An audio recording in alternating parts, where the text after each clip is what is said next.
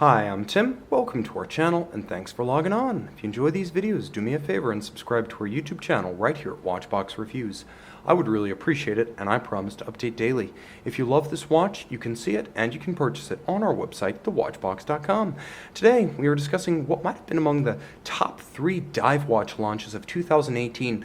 Without a doubt, the Omega Seamaster Diver 300 meter reboot was the best all-around diver of the year in terms of tech and value, but in terms of sheer wrist presence and value, this gives it a run for its money. This is the Oris Aquis Date 39.5mm, a 39.5mm variant of the otherwise delightful 43.5mm Oris Aquis Date. This one is more classically proportioned and wearable across a broader range of wrists, and among the Aquis options, this would be my choice. Now, the timepiece is stainless steel 39.5mm and only 12.7mm thick, so it's a versatile watch, dress or sports use, equally viable underneath a jacket cuff or even a tight shirt sleeve cuff. This is one you can wear full time. It's also nicely compact across the wrist. 46.1mm means I can recommend this for a wrist as small as 13.5 centimeters circumference. Now, the watch has a satisfying heft to it, but not an overbearing mass. It's a nicely balanced watch in that the strap is perfectly sized and spaced with a full width footing, and you can see how it is a proprietary junction, so you're going to wind up using an Oris strap, and you won't have any regrets as it maintains the coherence of the design with no daylight showing between strap and case flank.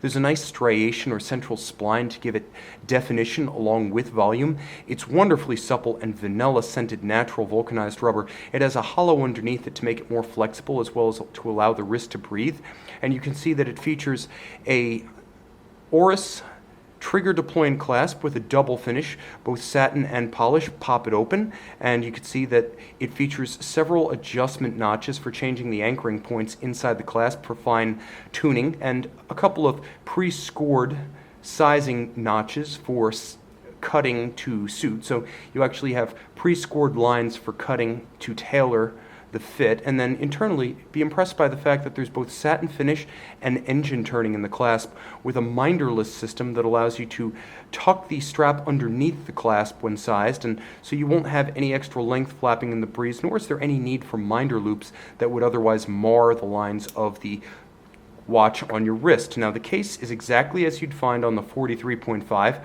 handsome and strong lines, satin finish on the flanks, stepped out lugs that do break dramatically with the case band, and a combination of both polish and satin finish with the strap held on by Oris's proprietary screw links rather than spring bars. I always love screws fixing the strap to an expensive and heavy watch. That's how every brand should do it.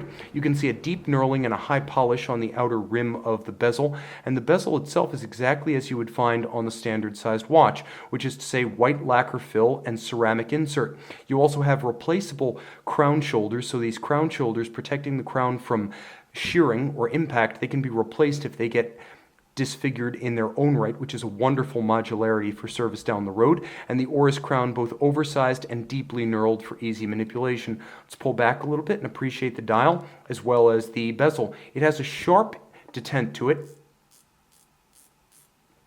I would compare it favorably to Blancpain and Rolex, as well as Grand Seiko, which is to say, it's not a loud chatterbox like a Doxa Sub or a Panerai Luminor Submersible, but it has both a sharp detent and a crisp, precise feel to it. So you can line this luminescent pearl up with the minute hand, and now you have an impromptu 0 to 60 minute timer. I always prefer a dive bezel to a chronograph for any interval between 0 and 60 minutes. It's simply easier to read. Chronographs rarely register between 30 and 60 minutes. They generally only go up to 30, and you have no downstream maintenance costs associated with using a chronograph watch. Highly scratch resistant ceramic insert, and then underneath the equally scratch resistant sapphire crystal, a sunburst metallic blue dial with all applique indices, an upscale touch for an entry-level diver with a date nicely anchored above the index, not in lieu of the index, at 6 o'clock.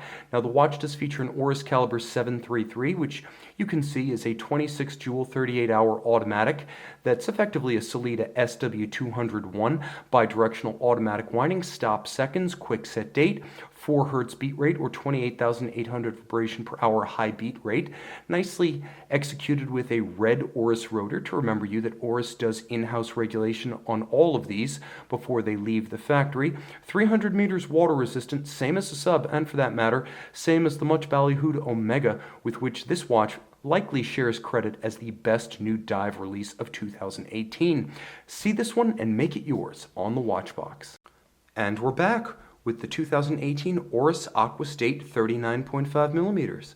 Mid-size case, maximum lume.